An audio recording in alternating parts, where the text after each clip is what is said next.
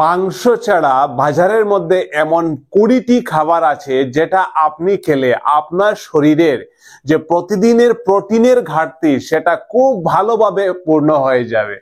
তাহলে বাজারে এমন কি কি খাবার আছে একদম টপ হাই সোর্স প্রোটিন যেটা আপনি মাংসের পরিবর্তে খেতে পারেন, এই ভিডিওতে আপনাকে খুব সহজ ভাষায় হিসাব করে বুঝিয়ে দেব যেটা আপনি অন্য কোথাও পাবেন না। ঠিক আছে, কিন্তু আপনি হয়তো জানেন, তারপর আরেকটু রিভাইজ করে দেই আপনাকে যে প্রোটিন আমাদের শরীরে কতটা গুরুত্বপূর্ণ।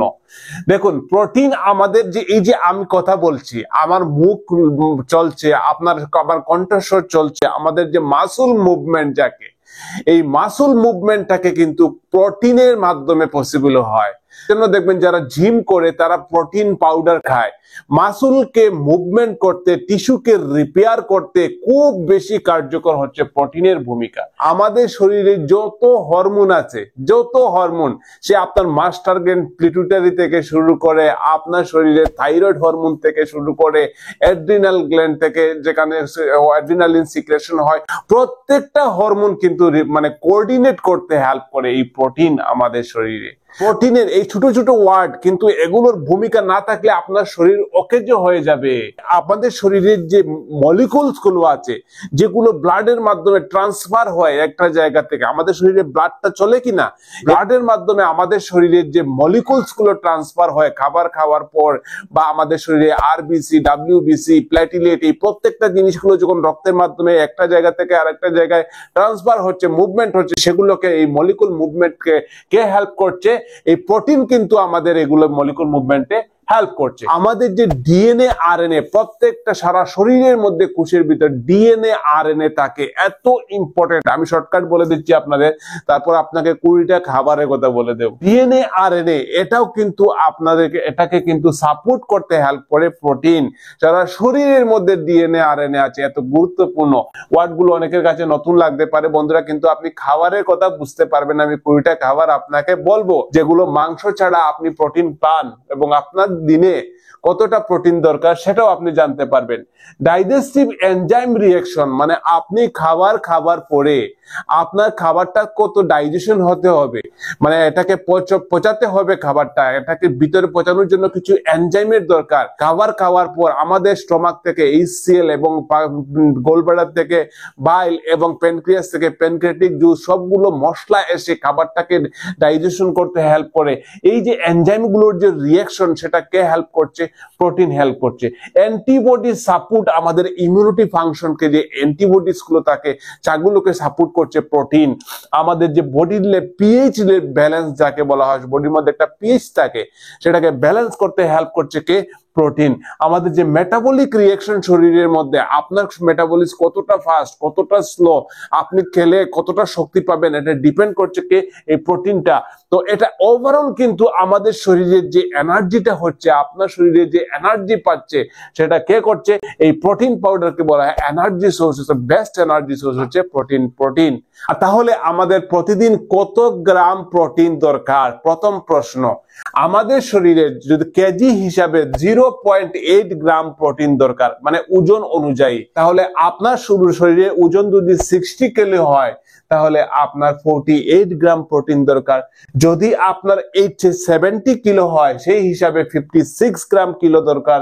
আপনি কি বুঝতে পারছেন? আপনার শরীরে প্রতিদিনের প্রোটিনের মানে রিকোয়ারমেন্টটা কথা আপনাকে বললাম। আপনার 1 কেজি ওজন হিসাবে আপনার 0.8 গ্রাম প্রোটিন দরকার। এরপরে যত ওজন থাকবে সেটা দিয়ে গুণ করে নেবেন, তাহলে আপনার শরীরে কতটা প্রোটিন দরকার, প্রতিদিন কতটা প্রোটিন আপনাকে খেতে হবে, সেটার হিসাব আপনি নিজেই পেয়ে যাবেন। ঠিক আছে, তাহলে এবার আপনি মানে কি কি খাবার খেতে পারেন? নাম্বার 1 যদি বলি, মাংসের মধ্যে চিকেন তো আমরা খাই, চিকেনের মধ্যে 100 গ্রাম যদি চিকেন খান, তাহলে আপনি মানে মুরগির মাংস, সেখানে আপনি 36 গ্রাম আপনি প্রোটিন পাচ্ছেন, মানে অনেক প্রোটিন। হ্যাঁ, আবার আপনি যদি মানে মিট খান, রেড মিট খান, সেখানে আপনি প্রায় 26 গ্রাম প্রোটিন পাচ্ছেন। মানে রেড মিটে কিন্তু চিকেন থেকে কম প্রোটিন থাকে। তারপর আমি আপনাকে বলি, এত প্রোটিন, এই যে 26 গ্রাম প্রোটিন, এরকম প্রোটিন আপনি যদি মার্কেটের মাংস ছাড়া যদি আপনি চান, কারণ মাংস তো প্রতিদিন আপনি খেতে পারবেন না, প্রতিদিন খাওয়া উচিত না, এবং অনেকের প্রতিদিন 2-3 দিন কন্টিনিউয়াস খাওয়ার পর আর মাংস খেতে ভালো লাগে না, ঠিক কিনা? একটু ভ্যারাইটি, একটু চেঞ্জ তো দরকার হয়। তাহলে আপনি সিডস খেতে পারেন। সিডস মানে যে কোনো ধরনের বীজ জাতীয় খাবার দেখবেন, যেমন পাম্পকিন সিডস হতে পারে, যে কোনো ধরনের অনেক ধরনের সিডস খাবার আছে। আমি ছবিতে লাগিয়ে দিয়েছি, দেখুন একটা একটা করে দেখেন কি কি সিডস। এই প্রত্যেকটা সিডস যদি আপনি যে কোনো একটা সিডস যদি 100 গ্রাম খান, 100 গ্রাম মানে বুঝেছেন 100 গ্রাম, তাহলে আপনি 20 থেকে 30 গ্রাম প্রোটিন পাবেন। আপনার শরীরে দরকার কিন্তু প্রায় 50 গ্রাম, আপনি 100 গ্রাম খেলে 20 থেকে 30 গ্রাম পেলেন। আরো দরকার আছে প্রোটিনের, কোথা থেকে পাবেন? সয়াবিন যদি 100 গ্রাম খান তাহলে 13 গ্রাম পাবেন, 13 গ্রাম। তাহলে আপনাকে সয়াবিন কতটা খেতে হবে? শুধু সয়াবিন খান প্রতিদিন, তাহলে শুধু সয়াবিন খেলে আপনাকে প্রায় 4 থেকে 500 গ্রাম সয়াবিন খেলে আপনার শরীরে প্রোটিনের ঘাটতি পূর্ণ হবে। আপনি যদি বাদাম খান তাহলে 100 গ্রাম বাদামের মধ্যে 10 থেকে 20 গ্রাম প্রোটিন থাকে, 10 থেকে 20 গ্রাম প্রোটিন থাকে। তাহলে আপনি যদি 500 গ্রাম বাদাম খান, মানে অনেক গ্রাম, তাহলে 50 গ্রাম মানে 500 না, এই 300-400 বাদাম খেলে আপনার প্রোটিনের ঘাটতি পুরো পূর্ণ হয়ে যাবে। যদি ডিম খান তাহলে 60টা ডিম খেলে কিন্তু আপনার প্রোটিনের ঘাটতি পূর্ণ হবে। মানে এখানে 6 গ্রাম প্রোটিন একটা ডিমে থাকে। আপনি শুধু ডিম খাবেন এরকম নয়, শুধু বাদাম খাবে এরকম নয়, আপনি ডিম, বাদাম, সয়াবিন সব মিলিয়ে হিসাব করে খান, আপনার প্রোটিনের ঘাটতি পূরণ হয়ে যাবে। ডায়েরির মধ্যে আপনি 5 গ্রাম থেকে 35 গ্রাম পর্যন্ত থাকছে। মানে যে ডায়েরি প্রোডাক্ট গুলো থাকে, দুধ দিয়ে মার্কেটের মধ্যে যে প্রোডাক্ট গুলো থাকে, যেমন ঘি হয়ে গেল, বাটার হয়ে গেল, সেই খাবারগুলোর মধ্যে কিন্তু অনেক সময় হাই লেভেলের প্রোটিন থাকে, অনেক সময় ইয়োগার্ট থাকে, সেগুলোর মধ্যে হাই লেভেলের প্রোটিন থাকে। মিল্ক যদি আপনি 100 মিলিগ্রাম খান তাহলে এখানে 3.4 গ্রাম মাত্র থাকে। মানে আপনি প্রায় 500 ml যদি মিল্ক খান প্রতিদিন, তাহলে একটা গুড সোর্স অফ প্রোটিনের আপনি এখান থেকে পেয়ে যাবেন। লো ফ্যাট চিজ, যেটা চিজ আমরা যে অনেক সময় পিৎজার মধ্যে লাগিয়ে, পিৎজা কার কার ফেভারিট কমেন্ট করে জানাবেন, পিৎজার মধ্যে লাগিয়ে যে খাই সেটার মধ্যে কিন্তু 26 গ্রাম প্রোটিন থাকে। সমুদ্রের ফিশ যেগুলো আছে সেগুলোর মধ্যে কিন্তু হাই লেভেলের প্রোটিন থাকে। আপনি যে যারা সমুদ্রের তীরে বা আছেন, বা আপনি হয়তো অকেশনালি সমুদ্রতে ঘুরতে গেলেন সামার সিজনে, তখন সমুদ্রের চিজটা অবশ্য খাবেন। বিভিন্ন মাছে ভ্যারাইটি ধরনের হাই লেভেলের প্রোটিন থাকে। ওকে, আপনি যদি বানানা খান তাহলে বানানার মধ্যে কিন্তু 1.1 গ্রাম। ফলের মধ্যে প্রোটিন খুবই কম পাওয়া যায়। সবচেয়ে বেস্ট ফল হচ্ছে গুয়াভা। গুয়াভার মধ্যে, যেটা আমি ছবিতে লাগিয়ে দিচ্ছি, অনেকে এটাকে সফরি বলে থাকে, আপনি কি বলেন কমেন্টে জানাবেন।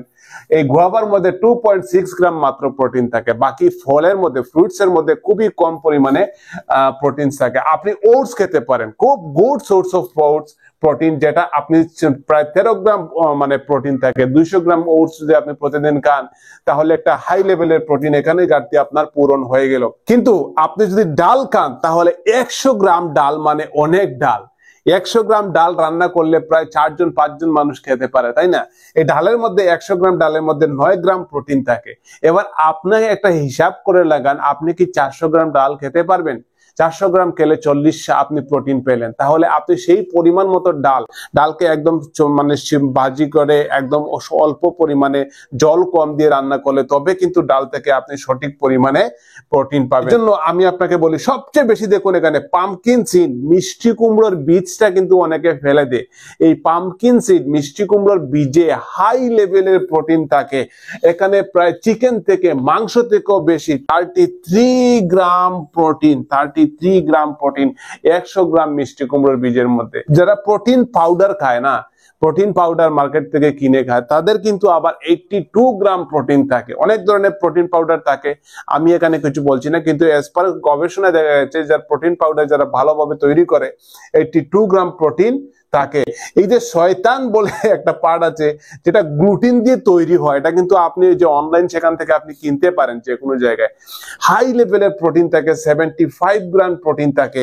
এই দুটো জিনিস দেখুন, শয়তান আর প্রোটিন পাউডার 82 গ্রাম। তো আপনি এই যে বিনস, যেমন কিডনি বিনস বা আরো মানে চিয়া সিডস, বিভিন্ন ধরনের বিনস থাকে, এগুলো কিন্তু অনেক হাই লেভেলের প্রোটিন থাকে।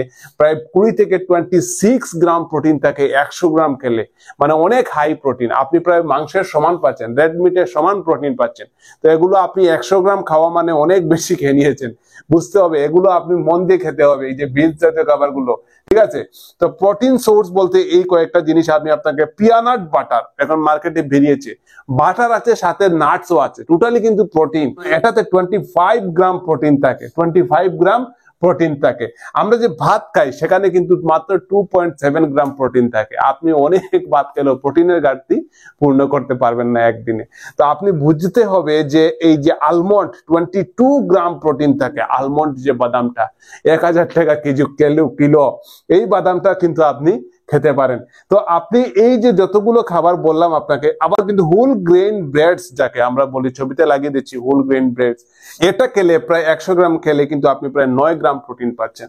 তো আমি আপনাকে প্রায় এখানে 20টা খাবারের কথা বললাম, এই খাবারগুলো কিন্তু আপনি অল্টারনেটিভ ভাবে খেতে পারেন। এবং এইখান থেকে আশা করছি আপনি একটা আইডিয়া পেয়ে গেছেন কোন কোন খাবারে একটু বেশি প্রোটিন পাওয়া যায়। আশা করি বুঝতে পেরেছেন। অবশ্যই সাবস্ক্রাইব করে বন্ধু বেল আইকন দাবাবেন, কারণ আমি আপনাকে সহজ ভাষায় সুন্দরভাবে বোঝানোর চেষ্টা করব, আর আপনার সঙ্গে ফ্রেন্ডশিপ থাকবে। কারণ আপনি যদি বেল আইকনটা অন করেন তাহলে আপনার সঙ্গে ফ্রেন্ডশিপটা থেকে যাবে দীর্ঘদিন। ভালো থাকবেন, টাটা, বাই বাই। লাইক দেবেন আর শেয়ার করবেন ফ্যামিলি রিলেটিভের সাথে। বাই।